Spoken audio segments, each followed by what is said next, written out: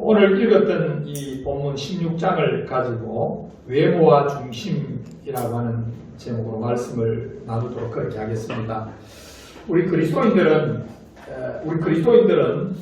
늘 성령으로 충만해야 될 줄로 믿습니다. 성령 충만하면 나타나는 특징들이 몇 가지가 있는데요. 그 중에 나타나는 특징 중에 하나가 균형입니다. 균형. 세상을 바라볼 때 균형 있게 바라본다는 거예요. 그래서 좌우로도 치우치지 않고 우로도 치우치지 않는 균형 감각을 가지게 되는데, 세상을 볼 때 균형 감각을 가지고 보는 것이 너무나도 중요합니다. 자칫하면 우리가 외모냐 중심이냐라고 했을 때 중심으로 확 쏠려버릴 가능성이 우리에게 있어요. 그러면 중심도 중요하고 또 외모도 중요하고, 외모도 중요하고 중심도 중요한 거예요. 경건의 모양도 중요하고 경건의 능력도 중요한 거예요. 우리는 어느 것 하나 버릴 것이 없는, 여러분 중심이 바르면 외모는 삐뚤어집니까? 그렇지 않죠. 중심이 바르면 외모도 자기 보기에도 남이 보기에도 예절적이고 이게 자신을 함부로 하지 않는다는 것을 우리가 잘 압니다. 그러니까 중심이냐 외모냐라고 했을 때 우리가 이것을 편을 가르치 갈라버리면 곤란하게 되는 거예요. 이게 이제 편을 가르치 갈라지는 것이 서양에서는 헬라 철학으로 나타나고 동양에서는 불교 철학으로 나타납니다. 육신은 더럽고 영은 깨끗하다는 것으로 나타나기 때문에 균형을 잡지를 못하는 거예요. 저와 여러분이 이 균형 잡힌 그런 신앙생활을 해갈 수 있기를 진심으로 원합니다. 어느 것 하나 균형을 못 잡으니까 어느 것 하나에 대해서 막 정죄하고 비판을 가할 수밖에 없는 거예요. 그럼 우리가 균형 잡힌 그런 신앙을, 그런 삶을 저와 여러분이 살아야 되겠습니다. 자, 그럼 오늘 주어진 이 본문을 통해서 우리에게 어떤 말씀을 우리에게 도대체 주기를 원하시는지 오늘 말씀을 천천히 한번 살펴보도록 하겠습니다. 첫째는 1절과 5절을 통해서 보면 하나님의 선택은 이새의 아들이었다라는 사실을 우리에게 보여줘요. 오늘 이 본문부터는 다윗이 등장합니다. 완전히 이제 크로스되는 거예요. 사울에서 다윗으로 완전히 크로스되는 장면이 오늘 우리에게 소개가 되고 있는데, 하나님의 선택은 이새의 아들이었다. 따라합니다. 하나님의 선택은 이새의 아들이었다. 이새의 아들이었다라고 하는 이야기가 무엇일까요? 그럼 왜 하나님께서 이새의 아들을, 하나님의 선택이 왜 이새의 아들이었느냐에 대한 부분을 우리 오늘 말씀을 통해서 살펴보게 됩니다. 오늘 하나님께서 이새를 통해서 그 아들 다윗을 계시하고 계신다는 사실을 우리에게 들려주고 있는 거예요. 오늘 본문을 보면 사무엘이 사울에 대해서 미련을 버리지를 못하고 있습니다. 오늘 1절을 한 같이 읽어볼까요? 시작. 여호와께서 사무엘에게 이르시되 내가 네 사울을 버려 이스라엘 왕이 되지 못하게 하였거늘 네가 그를 위하여 언제까지 슬퍼하겠느냐. 지금 사무엘은 아직까지 사울에 대한 미련을 버리지 못하고 있어요. 왜 슬퍼한다는 것은 미련을 버리지 못했다는 말이거든요. 안타까워하고 굉장히 가슴 아파하고 슬퍼하는 그 사울에게 하나님이 하신 말씀이에요. 그래서 하나님이 1절에서 너는 이제 미련을 버려라. 따라합니다. 미련을 버려라. 이제 미련을 버리라. 이제는 하나님께서 다윗에게로, 사울에게서 다윗에게로 옮기는 것을 1절에 말씀하시는데, 너는 뿔을 기름을 채워 가지고 가라. 내가 너를 베들레헴 사람 이새에게로 보내리니 이는 내가 그의 아들 중에서 한 왕을 보았느니라 하신지라. 이렇게 해요. 옛날에 잘 보세요. 뿔에 기름을 넣어서, 뿔에 이제 그 소의 뿔에다가 기름을 넣어요. 올리브 기름을 넣습니다. 넣어서 왕의 머리에 기름을 부어요. 그 뿔에 기름을 부어서 왕으로 세웁니다. 의식이에요. 구약에서는 뿔에 기름을 넣어서 붓는 사람이 세 사람이 있어요. 기름 부은 밤을 받는 데가 세 사람이 있는데, 세 종류의 직분이 있어요. 거기 하나가 따르는 왕, 제사장, 선지자. 다시요, 왕, 제사장, 선지자. 예수님은 왕이자 제사장이자 선지자지요. 이거 전부 예수님에 대한 예표를 이야기하는데, 그래서 하나님이 뿔을 가지고 가서 그 기름을 이새 아들 다윗에게 부으라고 주님께서 말씀을 하고 계심을 우리에게 보게 되는 거예요. 그런데 주님께서 사무엘에게 이새의 아들 다윗이라고 말하지 않습니다. 누구인지를 알려주지 않았어요. 그의 아들 중에서라고 이야기하심으로써 누구인지를 알려주지를 않습니다. 실제 현장에 가봐야 되는 거, 하나님 실제 현장에 가봐야만 알 수 있다는 사실을 주님께서 들려주는데, 이는 하나님께서 사무엘의 어떤 독단적 일을 위해서가 아니라 이 모든 일의 주권은, 사람을 세우는 모든 일의 주권은 하나님께 있음을 말씀해 주고 있는 거예요. 사무엘이 아니라 따릅니다. 하나님이 사람을 세워주십니다. 아멘. 그래서 여기에 보면 1절에 마지막 부분에 보면 이는 내가 그의 아들 중에서 한 왕을 보았느니라 이렇게요. 한 왕을 보았느니라. 이미 주님은 한 왕을 보고 계시는 거예요. 이것은 단지 사무엘은 심부름꾼에 지나지 않는다는 사실을 우리에게 너무나도 잘 보여주고 있습니다. 자, 이사야 11장 1절에 보면 이런 말씀을 하죠. 우리 같이 한번 찾아볼까요? 이사야 11장 1절에 보면 이사야 11장 1절 같이 읽도록 하겠습니다. 이미 이새의 아들 다윗이 죽고 난 이후의 이야기를 하고 있어요. 이사야가 자 같이 읽도록 합니다. 다 같이 시작. 이새의 줄기에서 한 싹이 나며 그 뿌리에서 한 가지가 나서 결실할 것이요. 지금 다윗 왕님의 시대가 지나가고 이사야가 선지자로 있을 때 예언을 합니다. 이 예언을 하는 것은 이새의 줄기에서 한 싹이 나며 그 뿌리에서 한 가지가 나서 결실할 것이다 라고 이야기를 합니다. 여기 이새의 줄기에서 한 싹이 난다. 또 그 뿌리에서 한 가지가 난다. 그래서 결실하게 된다라는 이야기는, 이것은 우리 주 예수님에 대한 예언이에요. 예언. 그러니까 여기에서 이새의 아들에서 한 왕을 보았다라고 하는 이 말은 곧 다시 지금 나타날 다윗은 예수님의 예표와 그림자로서 나타나는 거예요. 그러면 이새의 아들이라고 하는 것은 도대체 어떤 의미를 가지고 있느냐 하면, 여기 왜냐하면 하나님의 선택은 이새의 아들이라고 그랬어요. 왜 이새의 아들이냐 하면 여기에 나타난 이사야 11장 1절의 줄기와 뿌리는 하나님의 언약의 기초를 두고 있기 때문에, 그러니까 이새의 아들이라는 말은, 그러면 이새의 아들이라는 말은 이새가 탁월했기 때문에가 아니라 이새는 하나님께서 언약한, 약속한, 예언한 그 줄기를 통해서 온 존재라고 하는 사실을 이야기를 합니다. 이새가 잘나서 그런 것이 아니라, 다윗이 잘나서 그런 것이 아니라 하나님 당신께서 언약하신 대로 주어지는 존재라고 하는 사실을 이야기를 하는 거예요. 자, 우리 성경 찾아보도록 그렇게 할게요. 루키 4장을 한번 보도록 할게요. 루키 4장에 보면 이제 마지막에 보면 18절에서 22절에 보면 루키스입니다. 사무엘상 앞에 보면 사무엘상 앞에 루키스를 보면 다윗에 대한 이야기를 소개합니다. 루키스가 말하고자 하는 것은 다윗이에요. 다윗. 자, 루키스 4장 18절에서 22절을 같이 한번 읽도록 합니다. 자, 거기에 보면 쭉 족보에 대한 이야기를 쭉 베레스로부터 시작해서 족보 이야기를 우리에게 들려주고 있습니다. 같이 읽을게요. 시작.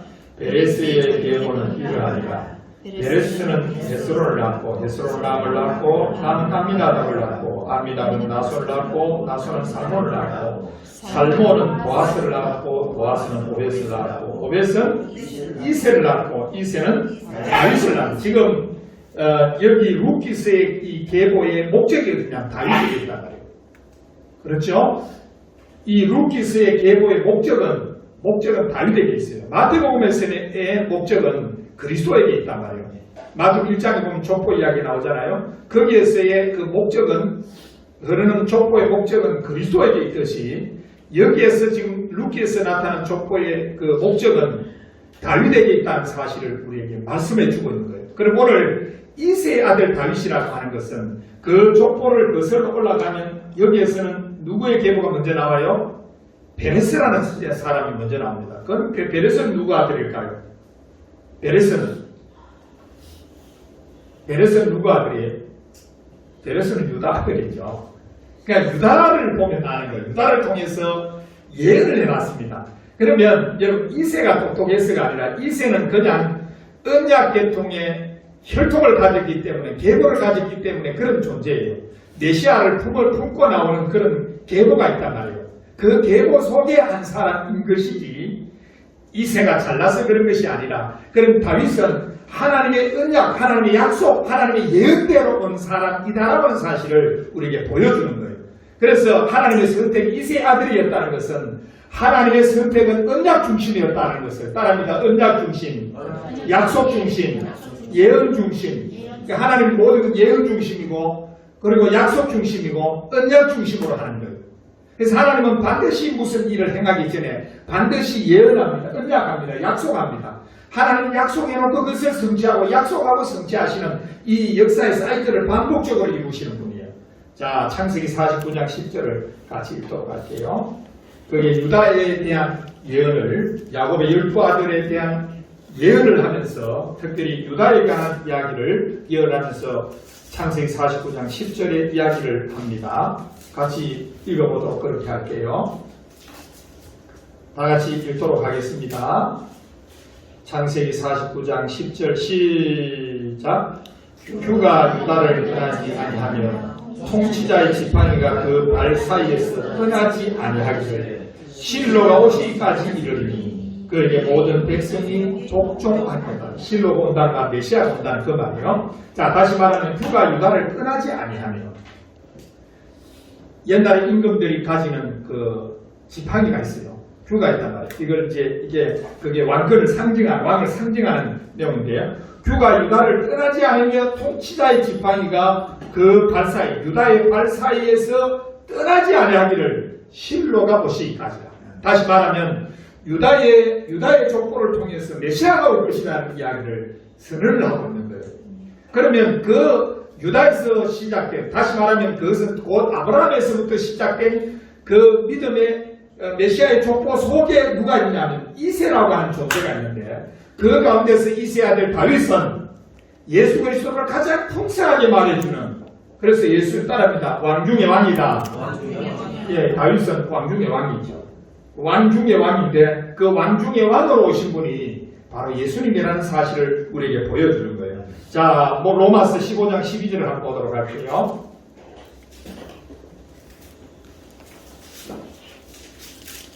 로마서 15장 12절입니다. 같이 바울이 뭐라고 이야기를 하고 있는지를 한번 보도록 할게요.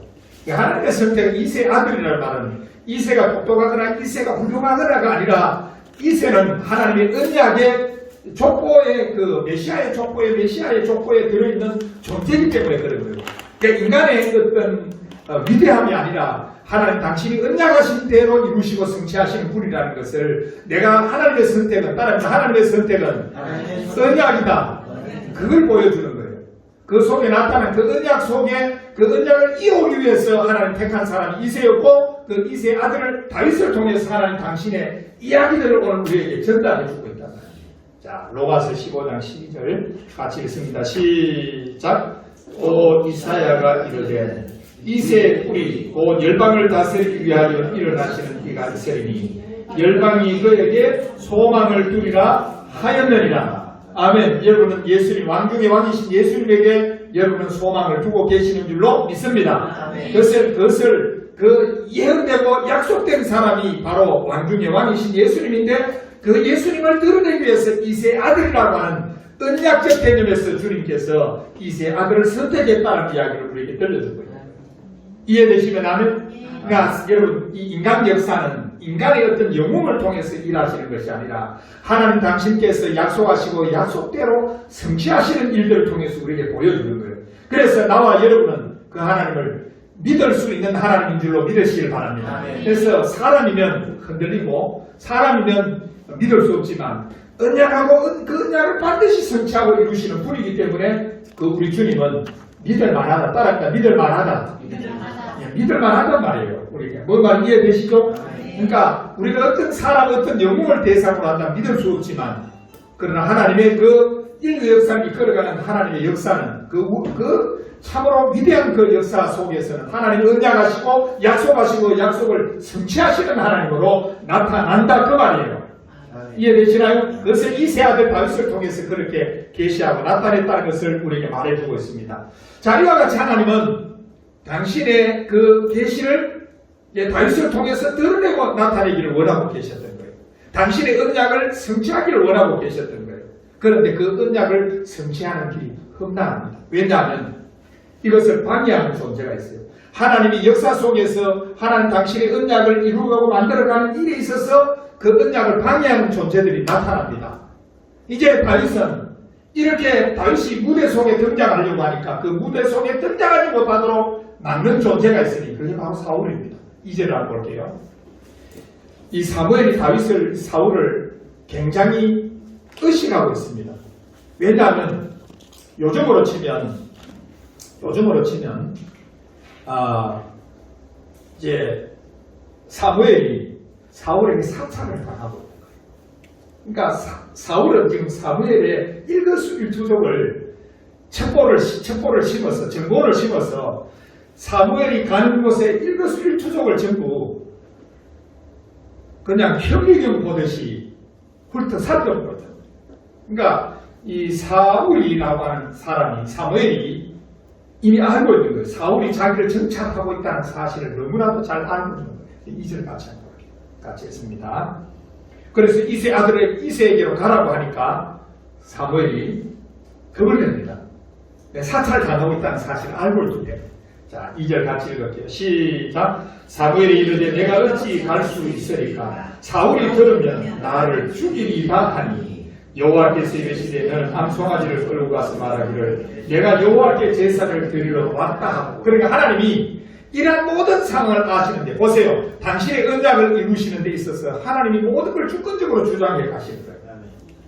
사무엘이 지금 사무엘이 하는 것 같지만 사무엘이 아닙니다. 사무엘이 지금 겁을 내고 있잖아요. 자기가 왕으로 세웠던 사울을 지금 겁을 내고 있잖아요. 자기를 죽일까봐 겁을 내고 있습니다. 왜냐하면 사울의 눈이 지금 왜냐하면 사울에게 너는 왕을 되지 못하겠다 이미 선언한 이후로는 사울이 사무엘을 쌍심지를 켜고 사찰하는 거예요. 혹시 어느 놈에게 기름을 부어서 왕으로 세울지 모른다라고 하는 굉장히 신경이 예민해 있는 상태예요. 사울의 지금 현재 상태예요. 자, 그런 사울에게 사무엘이 지금 겁을 먹고 있으니까 하나님께서 방법을 제시를 합니다. 무슨 방법이냐면 거기로 갈 수 있는 방법이 뭐냐면 여러분 제가 예를 들어서 지금 윤석열이가 지금 저를 사찰한다고 보세요. 제가 그러면 어느 곳으로 예를 들어서 대전으로 제가 가야 되는데 나를 사찰한다고 했을 때 내가 어떤 명목으로 가면 제일 좋을까요? 제가 어떤 명목으로? 제가 목사입니다. 그렇죠. 부흥회 간다고 가는 거예요. 이게 똑같은 거죠. 하나님이 사무엘에게 야 부흥회 간다고 그래라. 베들레헴으로 내가 부흥회를 간다고 그래라. 베들레헴으로 부흥회를 간다고 그래라. 그러면 베들레헴에 부흥회를 가면 오늘날로 쉽게 표현하면 거예요. 베들레헴으로 부흥회를 가는데 거기에 가거든 사람 다 모아. 우리 이세도 거기에 오라고 그래라. 너무나도 자연스럽게 포장을 하도록 하나님이 그렇게 이미 방법까지도 다 알려줘요. 왜냐하면 이걸 통해서 하나님은 당신께서 언약하신 것은 반드시 성취한다는 것을 우리에게 확신 가지도록 하시는 거예요. 걱정하지 마세요. 걱정하지 마시라고. 세상은 끊임없이 방해를 한다 하더라도 당신의 언약은 반드시 성취되고 만다는 사실을 저와 여러분이 기억할 수 있기를 바랍니다. 자, 그래서 2절 같이 다시 한번 볼게요. 자, 2절 같이 시작. 사무엘이 이르되 내가 어찌 갈 수 있으리까? 사울이 들으면 나를 죽이리다 하니 여호와께서 이르시되 너는 암송아지를 끌고 가서 말하기를 내가 여호와께 제사를 드리러 왔다 하고 3절 이새를 제사에 청하라. 내가 네게 행할 일을 가르치리니 내가 네게 알게 하는 자에게 나를 위하여 기름을 부을지니라. 사무엘이 여호와의 말씀대로 행하여 베들레헴에 이르매 성읍 장로들이 떨며 그를 영접하여 이르되 평강을 위하여 오시나이까. 이르되 평강을 위함이니라. 내가 여호와께 제사로 왔으니 스스로 순결하게 하고 와서 나와 함께 제사하자고 이새와 그의 아들들을 순결하게 하고 제사에 청하니라. 이게 자연스럽게 그렇게 된 거예요. 사무엘이 지금 베들레헴에 들어갔다는 것은 베들레헴 자체가 사무엘은 말하자면 나라를 반석 위에 세운 존재와 같기 때문에 그런 존재이기 때문에 이스라엘 백성들이 사무엘이라고 하는 존재는 엄청난 존재입니다. 그러니까 사무엘이 지금 베들레헴에 들어가니까 대부분 그들이 말하는 말이 무슨 말이에요? 평강을 위해서 왔습니까? 지금 두려운 거예요. 하나님의 대사로서 온 그 존재가 두려운 거예요. 혹시나 하나님의 그 심판과 같은 책망을 들고 왔을지도 모르니까. 그들은 그 어떤 이 하나님의 경외감 앞에서 사무엘을 대하는 태도와 자세라는 것을 이 정도면 은혜 받겠죠. 부흥의 영이 지금 은혜 받는데 이래 되면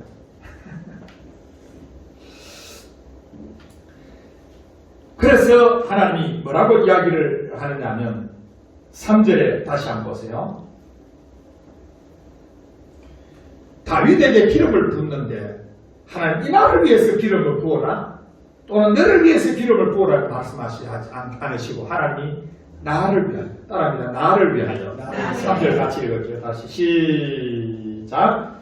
이새를 제사에 청하라. 내가 네게 행할 일을 가르치리니 내가 네게 알게 하는 자에게 나를 위하여 기름 부어라. 따라합니다. 나를 위하여. 누구를 위하여? 하나님 자신을 위하여 기름을 부어라. 하나님 자신을 위해서 기름을 부어는 그것은 곧 하나님께서 언약을 성취하시는 일은 따라합니다. 내가 한다. 다시요. 내가 한다. 이것은 다윗에게 기름을 붓는 것은 하나님의 일이에요. 언약을 성취하는 일이란 말입니다. 이해되시나요? 단순히 이스라엘 나라를 위한 일, 단순히 사무엘을 위한 일이 아니라 하나님 당신의 언약을 성취하시는 일이기 때문에 하나님은 예수 그리스도에게 성령의 기름을 하나님께서 예수님에게 기름을 부어서 그리스도로 보내시는 것은 당신의 언약을 성취하기 위한 일인 줄로 믿으시길 바랍니다. 하나님 당신의 일이에요. 예수님 이 땅에 오신 것은 하나님 당신의 일입니다.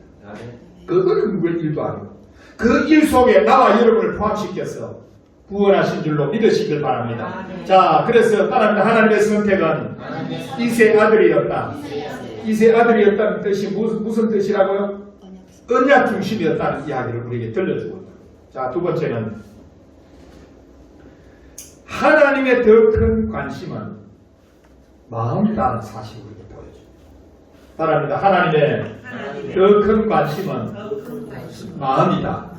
자, 제가 왜 이렇게 지금 두 번째 페이지를 이렇게 해놨냐면 우리가 자칫 잘못하면 외모를 경시 여길 수가 있기 때문에 하나님의 관심이 외모에도 있습니다. 여러분 하나님의 관심이 여러분 병 고치는 데도 있고요. 여러분이 부자 되는데도 하나님의 관심이 있다니까요. 하나님은 우리 부자 되는 데 관심이 없고 병 고치는 데 관심을 이렇게 하시면 안 돼요. 그러나 그것보다 더 큰 관심은 마음이라고 하는 사실을 우리에게 들려줍니다. 하나님의 더 큰 관심은 마음이다. 6절에서 11절에서 보면 이 이야기를 우리에게 이 하나님의 관심, 더 큰 관심이 마음이다라고 하는 사실을 우리에게 보여주기 위해서 준비된 사람이 있다. 합니다. 준비된 사람. 다시요. 준비된 사람. 나와 여러분이 하나님 앞에서 준비된 사람인 줄로 믿으시길 바라요. 하나님의 택한 백성들은 준비된 사람들이에요. 이게 너무나도 완벽해요. 따라합니다. 하나님의 택한 사람은 준비된 사람입니다. 따라합니다. 나는 준비된 사람입니다. 다시요. 나는 준비된 사람입니다. 자, 그럼 여러분들이 어떻게 준비됐는지 오늘 본문을 통해서 찾아내요. 내가 어떻게 준비됐는지, 하나님 나를 어떻게 준비하게 하셨는지, 준비된 사람으로 나를 그렇게 세워주시는지에 대한 이야기를 우리가 한번 들어봐야 됩니다. 자, 그런데 이 준비된 사람 다윗이 먼저는 어떤 사람인지를 우리가 한번 봐야 됩니다. 준비된 다윗은 모든 사람에게 이 땅에 존재하는 모든 사람이 무시당하는 존재. 그거는 누구도 인정되는 존재가 아니에요. 여러분은 세상에서 인정받으려 가지 마시고 하나님께 인정받는 여러분 되실 있기를 바랍니다. 자, 오늘 본문을 들여다보면 이제 성경을 들여다보면 이 다윗이 네 군데에서 무시를 당하게 됩니다. 첫째는 사무엘에게서 무시를 당합니다. 사무엘이 한번 보세요. 사무엘 6절에 같이 한번 봅니다. 여러분 그렇게 위대한 사무엘, 성자 사무엘이 성자라고 일컫는 걸 사무엘조차도 눈이 어떻게 되어 있는지 한번 보세요. 외모입니다. 외모입니다. 하나님의 중심을 보는데 이 성자라고 하는 사무엘이 외모를 지금 보고 있단 말이에요. 자, 같이 읽도록 합니다. 6절에 시작. 그들이 오매 사무엘이 엘리압을 보고 마음에 이르기를 여호와의 기름 부으실 자가 과연 그님 앞에 있거든. 그럼 엘리압이라고 하는 이 사람을 우리가 가만히 생각해 보면 그 성자 같은 사무엘이 이야말로 이 엘리압이야말로 기름 부어 받을 자다 라고 생각했을 정도 같으면 그 외모가, 그 얼굴이, 그 키가, 그 눈알이, 그 코가 여러분 한번 생각해보세요. 어느 정도였겠어요? 그 성자 같은 사무엘이 엘리압이 기름 부음 받을 자다라고 확신을 가질 정도의 사람이 되었으면 엘리압이 외모가 어떻게 했어요? 다른 사람하고 전혀 겪을 수 없는 그런 외모. 뼈치도 컸겠지요. 자, 7절 가시겠습니다. 7절 시작. 여호와께서 사무엘에게 이르시되 그의 용모와 키를 보지 말라. 내가 이미 그를 버렸노라. 내가 보는 것은 사람같이 아니하니 사람은 외모를 보거니와 나 여호와는 중심을 보느니라. 따라합니다. 하나님은 마음을 봅니다. 하나님 마음을 보세요. 중심을 보신다. 우리 전인의 중심은 마음이에요. 하나님이 중심, 곧 마음을 지금 하나님이 보고 계시는데 이 사무엘은 지금 용모와 키를 본 거예요. 이 정도면 사무엘이 이 정도면 다른 사람은 다 나가는 거예요. 자, 사무엘이 지금 다윗을 무시한 것처럼 두 번째는 아버지가 무시합니다. 11절을 같이 읽거든요. 자, 아직 9절부터 읽어야 이해되겠네요. 9절, 18절 시작. 이새가 아비나답을 불러 사무엘 앞을 지나가게 하매 사무엘이 이르되 이도 하나님 여호와께서 택하지 아니하셨느니라 하니 이새가 산마로 지나게 하매 사무엘이 이르되 이도 여호와께서 택하지 아니하셨느니라 하니라. 이새가 그의 아들 7을 다 사무엘 앞으로 지나가게 하나 사무엘이 이새에게 이르되 여호와께서 이들을 택하지 아니하셨느니라 하고, 왜냐하면 하나님이 이제 그때부터 하나님 음성에 지금 사무엘이 귀를 기울이고 있는 거예요. 하나님이 이 사람이다라고 해줘야 되는 거예요. 자, 11절 시작. 또 사무엘이 이새에게 이르되 이 아들들이 다 여기 있느냐. 이새가 이르되 아직 막내가 남았는데 그는 양을 지키나이다. 사무엘이 이새에게 이르되 사람을 보내어 그를 데려오라. 그가 여기까지는 우리가 식사 자리에 앉지 아니하겠노라. 여러분, 아버지의 그 관점에서 다윗을 봤을 때, 여러분, 다윗이 여기 제사 드리러 오는데 올 수 있습니다. 왜냐하면 종들 시키면 되거든요. 일꾼들 시키고 다윗을 오게 할 수 있어요. 근데 다윗을 거기에 있게 할 것은 다윗이 언제나 제사에 오지 않아도 될 아이라고 생각할 정도로 이새가 다윗을 어떻게 생각하고 있는지에 대한 이야기를 이렇게 보여주는 거예요. 이 다윗은 제사에 오지 않아도 될 존재. 특별히 막내는 요즘은 아들 뭐 하나 둘밖에 안 됐거든요. 막내는 누나가 7명이 있고 막내 같으면 아마 발이 흙이 안 묻었을 거예요. 흙거든요. 귀에서. 근데 위에 형이 7명, 이건 차원이 다른 거예요. 누나가 7명 있는 거하고 형이 7명 있는 건 차원이 다른 거예요. 누나 7명 있는 것은 그야말로 왕자. 근데 형이 7명 있는 것은 막내는 노예입니다. 노예입니다. 그러니까 온갖 잡일 다 하는 거예요. 뭐 있으면 잡일을 막내가 다 해야 돼요.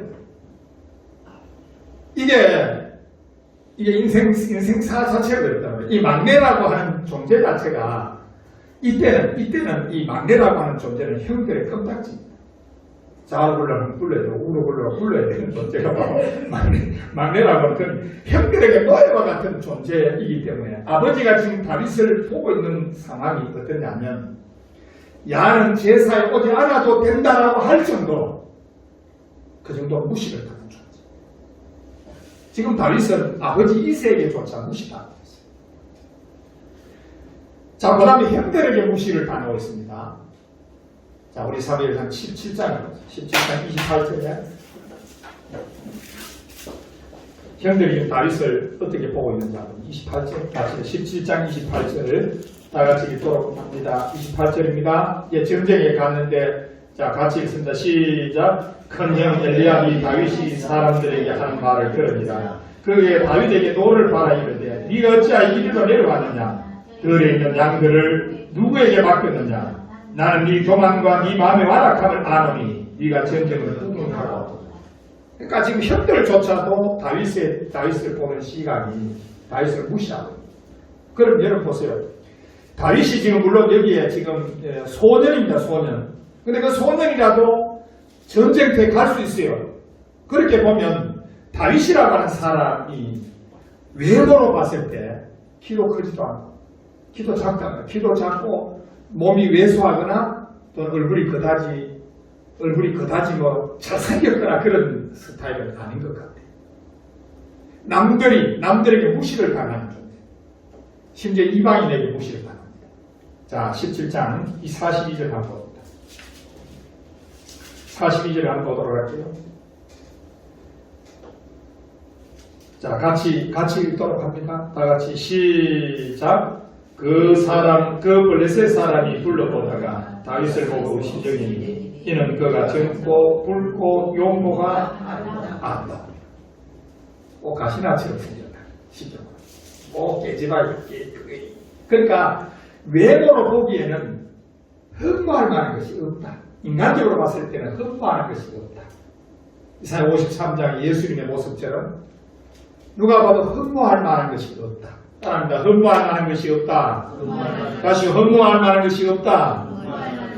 그런데 흠모할 만한 것이 없는 사람이, 그러니까 사무엘이 봤어도 그렇고 아버지가 봤어도 그렇고 형들이 봤어도 그렇고 골리앗이 봤어도 그렇고 흠모할 만한 것이 하나도 없는 그를 하나님은 그의 중심을 보고 계시는 줄로 믿으시길 바랍니다. 따라합니다.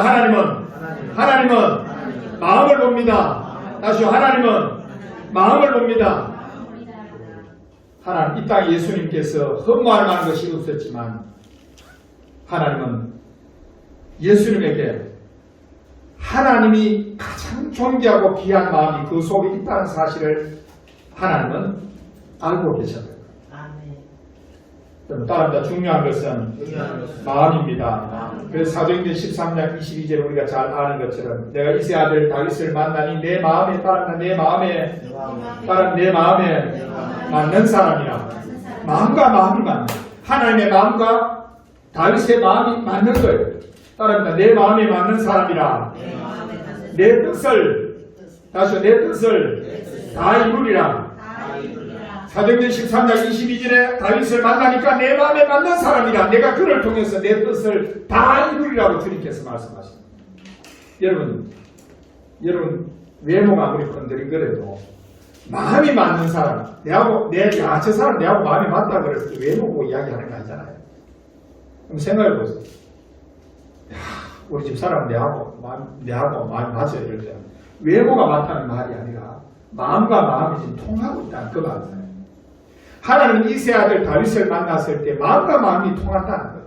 그러니까 하나님이 그러면 이세 아들 다윗에게 도대체 어떤 마음, 하나님이 원하시는 마음이라는 것이 도대체 어떤 것인지 우리가 이해를 하고 알아야 된다. 따라합니다. 하나님이 원하는 마음. 다시요. 하나님이 원하는 마음.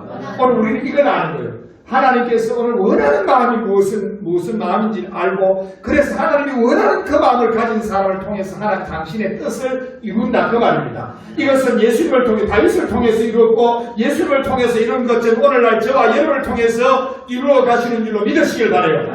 그러면 하나님의 마음과 내 마음이 맞아야 된단 말이에요. 하나님의 마음과 내 마음이 맞아야죠.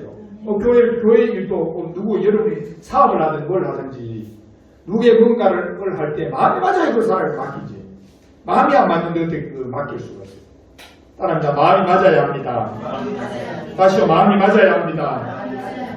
그러면 하나님께서 중심을 본다고 하시는데 도대체 하나님이 어떤 마음을 원하고 계시는지를 우리 오늘 성경을 통해서 한번 살펴보고 여러분 이러한 마음 속에 언제나 머물 수 있기를 주님으로 축원합니다. 자, 우리 시편 34편 18절 같이 읽을게요. 도대체 하나님은 어떤 마음을 원하고 계시는지를 보도록 합니다. 시편 34편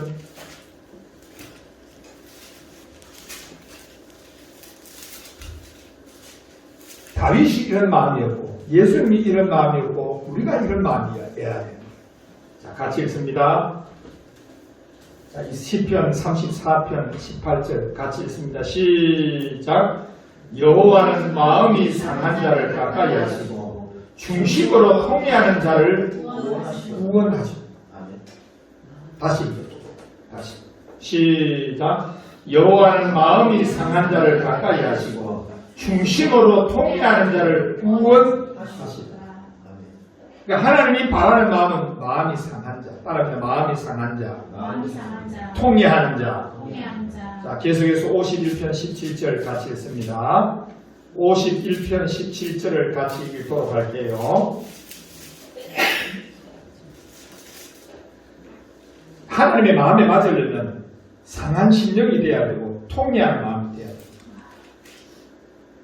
하나님의 마음에 맞으려고 하면 하나님의 마음에 맞으려고 하면 상한 심령이 돼야 되고 통회하는 심령이 돼야 됩니다. 그래서 성령이 오시면 잘 들어야 됩니다. 성령이 오시면 성령으로 충만해지면 가난한 심령이 돼요. 심령이 가난해져 버리는 거예요. 성령 충만하면 할수록 심령은 가난해집니다. 자, 같이 읽을게요. 시편 51편 17절 다 같이 시작. 하나님이 구하시는 제사는 상한 심령이다. 하나님이여 상하고 통회하는 마음을 주께서 멸시하지 않는 말은 내 마음이 맞다는 거예요. 하나님의 마음에 맞는 마음은 자 여러분 자 제 얼굴 한번 들어보세요. 우리가 이제 성령 충만한 삶을 하나님 앞에서의 신앙과 사람 앞에의 사람의 관계, 하나님하고의 관계, 사람하고의 관계는 달라요. 하나님하고의 우리의 관계는 상한 심령 통회하는 마음이에요. 하나님하고 우리의 관계는 따라합니다. 상한 심령, 통회하는 마음. 이 하나님 앞에 우는 하나님 앞에 상한 심령과 통회하는 마음. 그 시편 51편 오늘 17절 읽었던 것처럼 하나님이 구하는 제사는 상한 심령이라고 했어요. 상한 마음. 하나님 없이는 도저히 살아갈 수 없는 마음이에요. 이사야 42장 3절까지.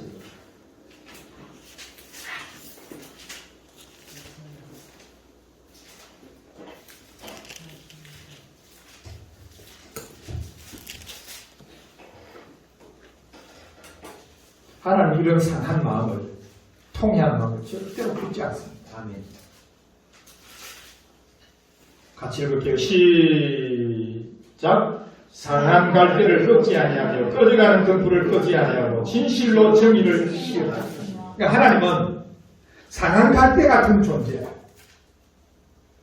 하나님 앞에 상한 심령을 가지고 하나님 앞에 통회하는 심령을 가진 자를 하나님은 그 자를 그런 사람을 내 마음에 맞다 이야기해요.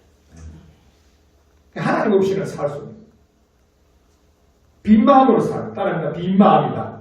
비워진 마음. 비워진. 예수님은 비워졌잖아요. 본체는 하나님과 동등하시지만 자기를 비워요. 여러분 예수님은 어떤 분이냐면 자기가 없는 분이에요. 예수님은 자기가 없는 분. 그래 자기가 없기 때문에 제자들에게서 너희 자신을 부인하라고 이야기해요. 자기가 없는 존재만이 주님을 쫓을 수 있다는 사실을 이야기해요. 그래서 하나님은 우리에게 통회하는 심령, 상한 심령을 나는 없습니다. 따라합니다. 나는 없습니다. 다시요. 나는 없습니다. 통회하고 상한 심령이 그거예요. 나는 없는 존재, 자기가 비워진 존재. 하나님은 그런 존재와 마음이 맞다. 따라합니다. 마음이 맞다. 내 마음에 맞다. 하나님 그것은 그런 사람은 내 마음에 맞는 자다라고 주님이 그렇게 인정을 합니다. 자, 이사야 57장 15절 가세요. 57장 15절.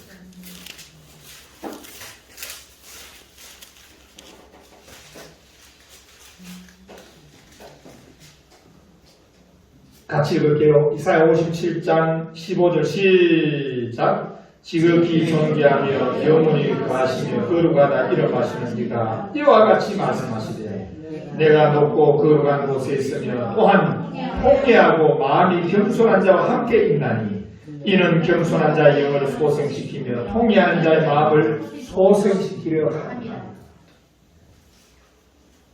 우리 성직사님이 가져야 될 마음이 무슨 마음이라고? 어떤 마음이라고? 다시 읽습니다. 자, 이사야 57장 15절 시작. 지극히 존귀하며 영원히 거하시며 거룩하다 하시며 이름하시는 이가 이와 같이 말씀하시되 내가 높고 거룩한 곳에 있으며 또한 통회하고 마음이 겸손한 자와 함께 있나니 이는 겸손한 자의 영을 소생시키며 통회하는 자의 마음을 소생시키려 함이라. 우리가 가져야 될 마음은 통회하고 겸손한, 통회하고 상한 심령. 따라하면 통회하고 상한 심령. 주님 없이는, 내가 하나님 없이는 살 수 없습니다 하고 고백한 그 심령을 주님은 내 마음에 맞는 자다라고 이야기합니다. 내 마음에 맞다.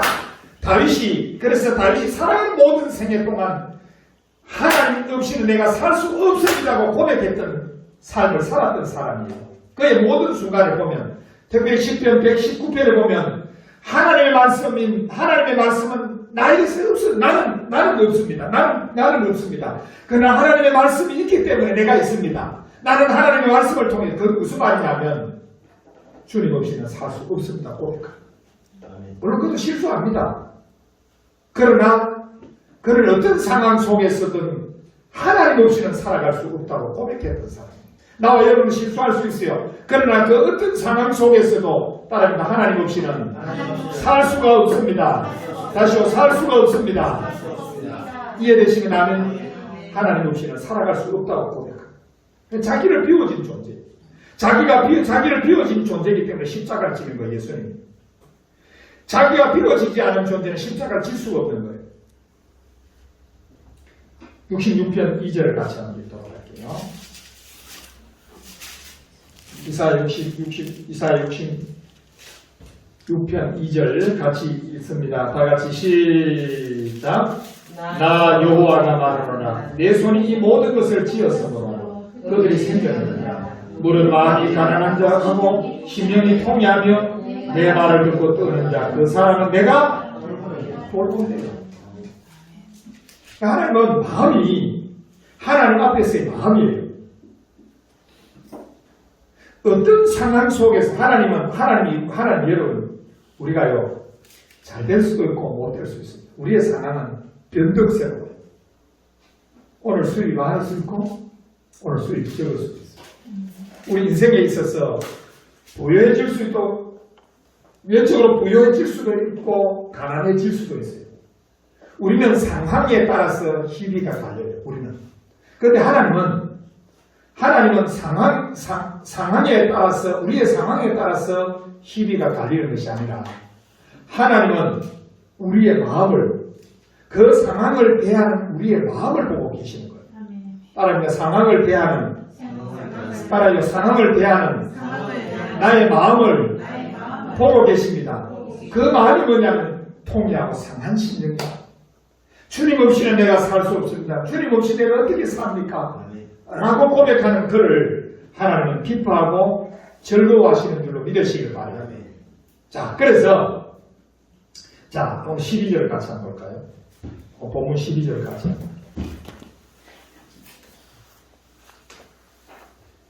이제 사람을 보내서 다윗을 데리고 옵니다. 12절 같이 읽습니다. 시작. 이에 사람을 보내어 그를 데려오매 그의 빛이 붉고 눈이 뛰어나고 얼굴이 아름답더라. 여호와께서 이르시되 이가 그는 일어나 기름을 부으라 하시니라. 자, 12절은 작가 시점을 보고, 사무엘의 시점으로 본 겁니다. 사무엘의 그 작가 시점으로 본 거예요. 이 사무엘 상하는 사무엘이 지었다고 보는데 작가 시점으로 지금 다윗을 보고 있습니다. 작가 시점으로 다윗을 보니까 이제 하나님의 음성에 귀를 기울이고 하나님이 외모가 아니라 마음을 본다라고 하는 사실을 알았던 이 사무엘이 다윗을 보았을 때 다윗에게 지금 12절에 표현한 세 가지가 있어요. 12절에 다윗을 향해서 표현한 세 가지가 있는데 그것은 외모가 아닙니다. 그것은 다윗의 중심이에요. 중심. 이제 그때 사무엘이 다윗을 왔을 때 다윗의 그 중심을 그때 본 거예요. 그 중심을 표현을 해놨습니다. 세 가지로 표현했는데 첫째는 빛이 붉었대요. 시간이 많이 가니까 빛이 붉었대요. 따라합니다. 빛이 붉고 다시요. 빛이 붉고 빛이 붉다라고 하는 말은 자, 예레미야 에가서 4장 7절을 한번 볼게요. 예레미야 에가서 4장 7절. 자, 이게 어떤 상태인지를 우리가 좀 한번 봐야 될 것 같아요. 예레미야 에가 4장 7절.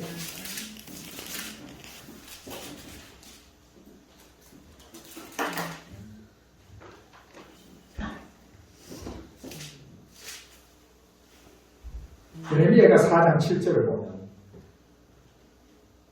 죄에서 멀어진 상태를 표현하고 있어요. 윤택하다. 같이 읽습니다. 4장 7, 예레미야가 4장 7절 시작.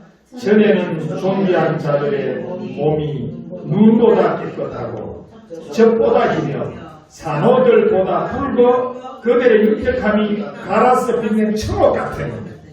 자, 여기에 지금 붉다는 말이 아담이란 말이에요. 이거 똑같습니다. 여기에 예레미야가 4장 7절 붉으란 말이 아담이란 말이에요. 똑같은 단어예요. 다른데 그 빛이 붉다라고 하는 것은 윤택하다는 거죠. 단순히 그냥 빛이 어떤 외적인 어떤 붉다기보다 죄를 가까이 하지 아니하는 죄에서 멀어진 존재. 다윗이 죄가 없거나 죄를 짓지 않는다는 말이 아니에요. 그러나 죄를 굉장히 멀리하는 그런 존재, 윤택하다. 영적으로 윤택한 존재다.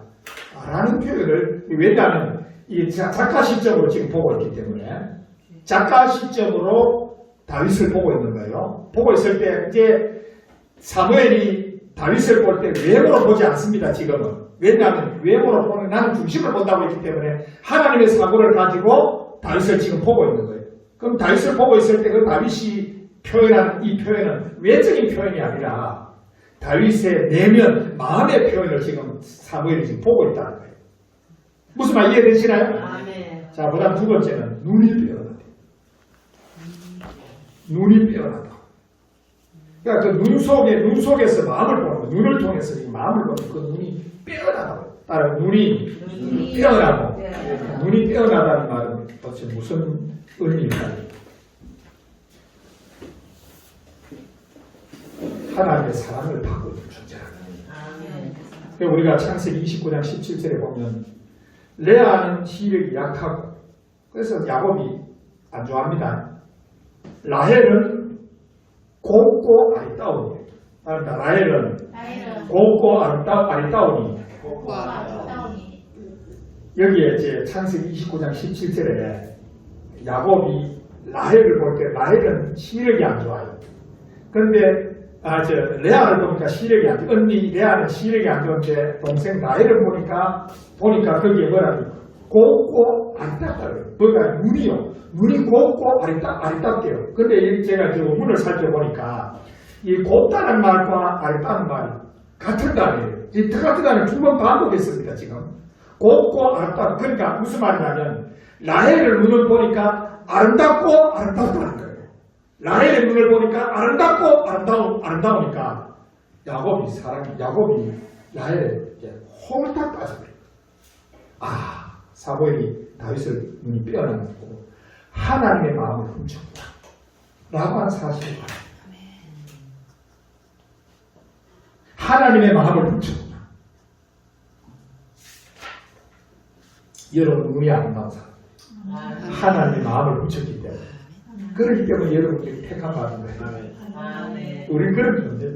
뭐 택함이 먼저냐, 우리의 뭐 택함이 먼저냐, 하나님이 택한 것이 먼저냐, 뭐 우리의 눈이 아름다운 것이 먼저냐, 그런 걸 원하는 거 아니에요.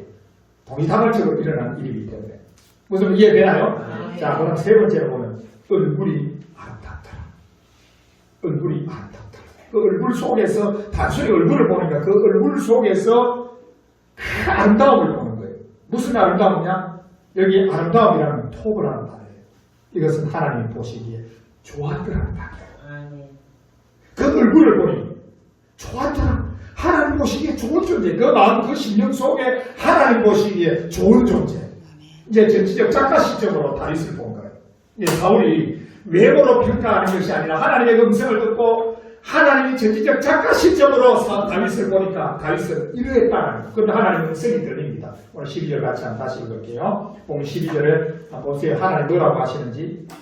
전지적 작가 시점과 하나님의 마음이 일치하는 거예요. 같이 읽습니다. 시작. 이에 사람을 보내어 그를 데려오매 그의 빛이 붉고 눈이 빼어나고 얼굴이 아름답더라. 여호와께서 이르시되 이는 금이 일어나 기름을 부어라 하시리라.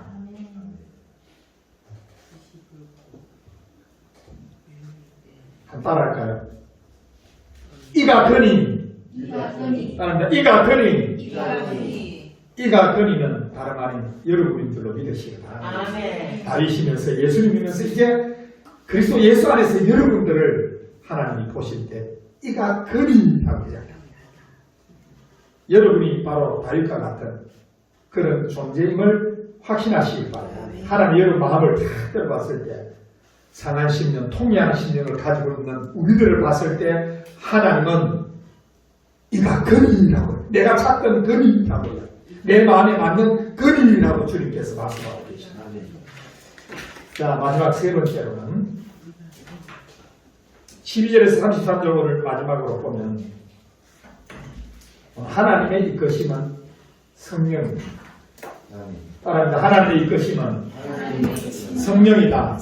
오늘 하나님의 선택이 이세의 아들이었고 하나님의 더 큰 관심은 마음이었고 하나님의 이끄심은 성령이었다는 사실을 우리에게 이 본문을 통해서 들려주고 있는 겁니다.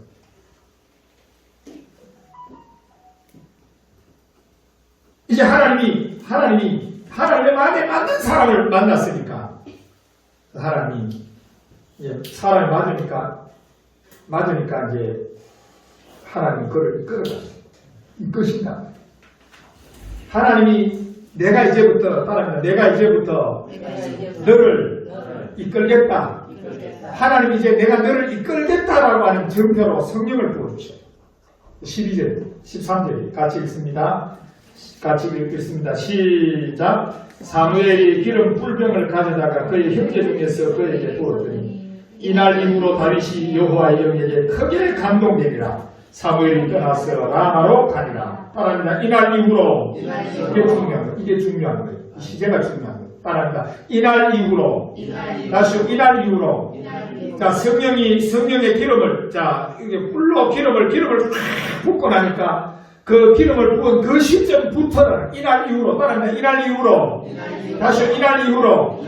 자, 이날 이후로 성령이 다윗을 이끌어 가십니다. 이날 이후로 다윗은 성령에 감동되기 시작합니다. 이날 이후로 다윗이 여호와의 영에게 크게 감동되리라.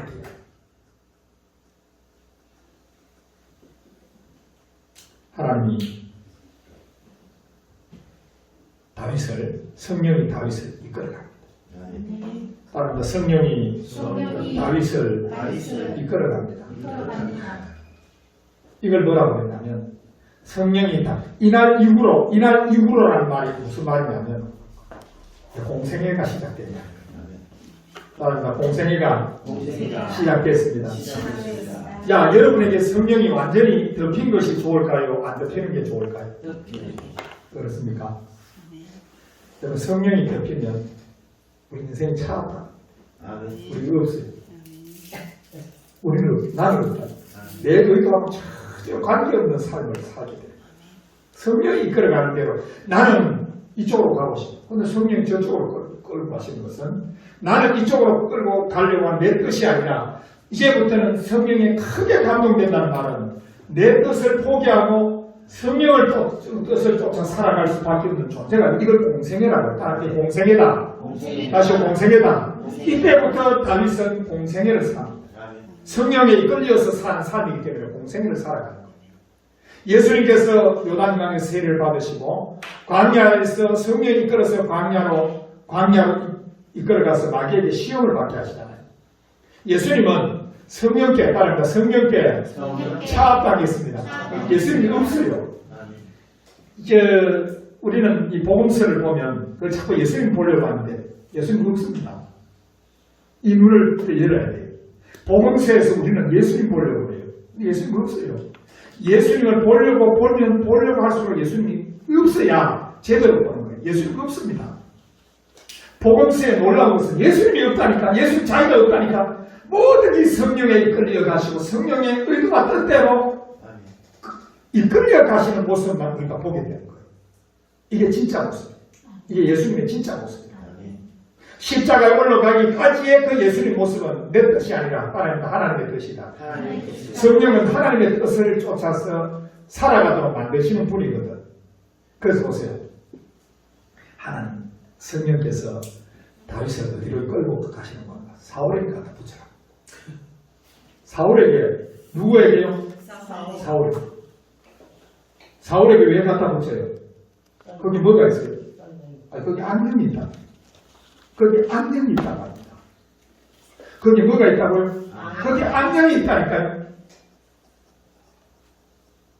악령이 있는 쪽으로 지금 성령이 다윗을 악령이 있는 곳으로 갖다 붙여버려요. 따라합니다. 살아남기. 그 악령에게 갖다 붙여서 살아남기. 그 악령에 사로잡혀 있는 자에게 거기에서 주님이 보내서 살아남기. 이게 성령이 하시는 방법입니다. 여러분, 이게 삶에 내가 원하지 않는 삶을 살아가는 그것은 성령이 그것에 그렇게 붙여놓은 거기서 따라 살아남아라. 그걸 통해서 뭘 배우느냐면 그걸 통해서 예수님은 마귀에게 시험을 받으러 성령이 이끌어가셔서 거기서 예수님 뭐라고 사람이 떡으로만 살 것이 아니요 하나님의 입으로 나오는 모든 말씀으로 사느니라. 하나님의 말씀으로 산다는 것을 알게 하십니다. 그래서 악령에게 딱 붙여 이 악령이라고 하니까 여러분 사울이 항상 악령에 잡혀가 그렇게 사는 사람이 아니라 오늘날로 치면 히스테리 발작이에요. 히스테리가 이거를 이게 권력을 가지고 있다 보니까 엄청난 스트레스를 받으니까 사람이 막 괴성도 지르고 개파기지고 엉뚱한 사람이 돼요. 그때 이제 왜냐하면 히스테리 발작이 일어날 때 자기도 알아요. 주변 사람도 알아요. 그때 다윗이 수금을 타니까 장차 오늘 여러분 음악 치료라는 게 있잖아요. 음악 치료를 통해서 사람이 스트레스 이런 것들을 전부 다 수면하여 깔아지게 하는 쫓아내는 거 아닙니다. 깔아지게 하는 깔아지게 했다가 어느 순간 되면 이게 또 폭발해 버립니다. 다윗이 수금을 타가지고 쫓아낸 거 아니에요. 이게 잠복된 거예요. 잠복돼 있다가 어느 순간 되면 다시 또 이게 확 하고 터져나. 이 히스테리 발작이 사울의 이후로 평생 안고 가는 병입니다. 자, 오늘 우리가 이런 상황이 이런 우리도 스트레스 받잖아요. 안 받는가 봅니다. 축하합니다. 우리도 스트레스를 받을 때 그 스트레스를 어떻게 극복해 나가는가는 대단히 중요해요.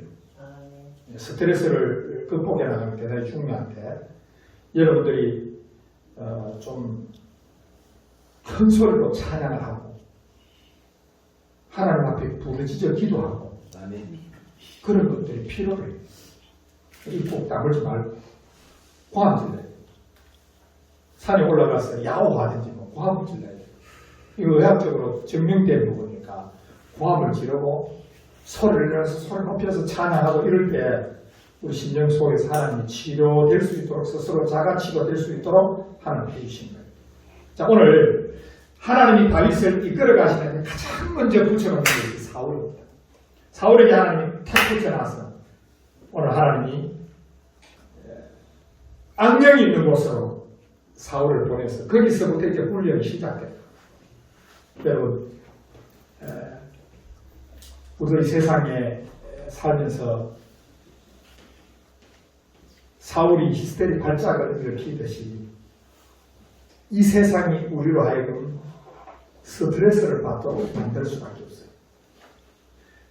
사울과 지금 한 궁정 안에 사는 다윗에게 사울의 모든 행동은 다윗에게도 마찬가지로 스트레스가 되는 거예요. 무슨 말 이해됩니까? 우리가 하나의 공동체를 이룬다는 것은 예를 들어서 제가 막 스트레스로 발작을 하면 여러분에게 다 영향이 미치는 겁니다. 그렇잖아요? 따로가 아니에요. 제가 막 스트레스 받아 하면 그 영향이 여러분에게 미치듯이 공동체라는 것은 그런 것이에요. 사울이 지금 스트레스 발작을 하면 다윗에게 그 영향을 미칩니다. 그런데 그것이 자신의 악령의 역사가 자기에게 나타나지 않도록 하기 위해서 사울은 지금 어떤 자냐? 수금을 켜는 자로 나타나는 거예요. 오히려 그 스트레스 받아 있는 사울의 심령을 깔아주는 역할을 지금 다윗이 하는 걸 보세요.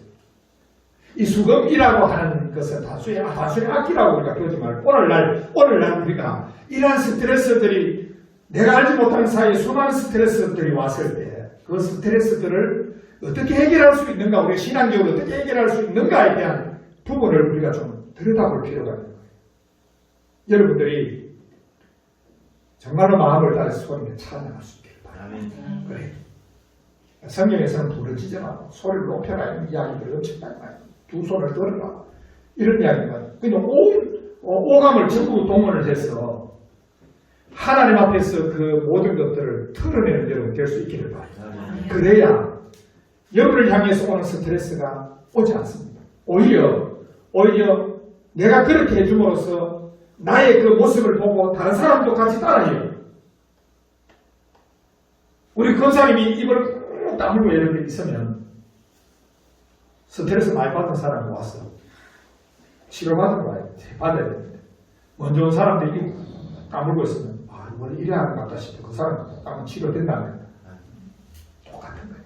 내가 손을 들고 내가 목소리를 높여 찬양하고 내가 뜨겁게 기도하면 나로 인해서 스트레스를 받아본 사람들이 저렇게 하는 거구나 라는 사실을 이해함으로써 그 사람들도 그렇게 하면 그 사람들 속에 있는 스트레스 충분히 쫓아낼 수 있어요. 이 신앙이. 그러니까 우리가 이거를 백분 활용을 해야 됩니다. 그러니까 따라합니다. 뜨겁게 기도하고 뜨겁게 찬양하고 뜨겁게 기도하는 것이 필요해요. 그래서 박수도 치고 손도 들고 좀 몸도 이렇게 하고 막 움직여줘야 돼요. 스트레스를 많이 받으면 사람 몸이 둔해집니다. 안 움직이려고 해요. 스트레스를 받는 사람들, 그 스트레스가 결국 우울증이 되잖아요. 이런 사람들의 특징이 뭐냐면 몸이 굳어있다는 거예요. 몸이. 한번 보세요, 여러분들. 우울증 걸린 사람들의 몸은 굳어 있어요. 근데 그 몸을 풀어내야 된단 말이에요. 그 푸는 것이 신앙 안에서 풀어내야 되는 거예요. 그것이 박수를 치면서 몸을 움직이면서 찬양하면서 풀어내는 것이 무엇보다 중요해요. 오늘 그래서 수금을 타는 다윗의 모습을 한번 보라고요. 그도 동일한 그 공동체 안에 있지만 그 다윗 사울이 가진 그 스트레스를 영향을 받지 않고 오히려 그 사울에게 있는 악령을 몰아내고 그 사울에게 있는 악령을 쫓아버릴 수 있을 정도의 경건의 능력을 가진 사람이라면 우리도 그렇게 해야 됩니다. 그럼 왜 마음과 몸이 굳을까요? 어떤 사람이 몸과 마음이 굳을까요? 어떤 사람이 몸과 마음이 굳을 것 같아요? 신앙적으로 심령이 상하지 않거나 심령이 통해하지 않으면 우리 영적으로 굳습니다. 이 말씀 잘 이해하시고 저와 여러분이 믿음으로 살고 말씀으로 산다는 것을 결코 놓치지 않기를 바랍니다. 오늘 이 본문을 통해서 따라합니다. 하나님의 선택은 이세의 아들이었다. 하나님의 더 큰 관심은 마음이었다. 하나님의 이끄심은 성령이었다.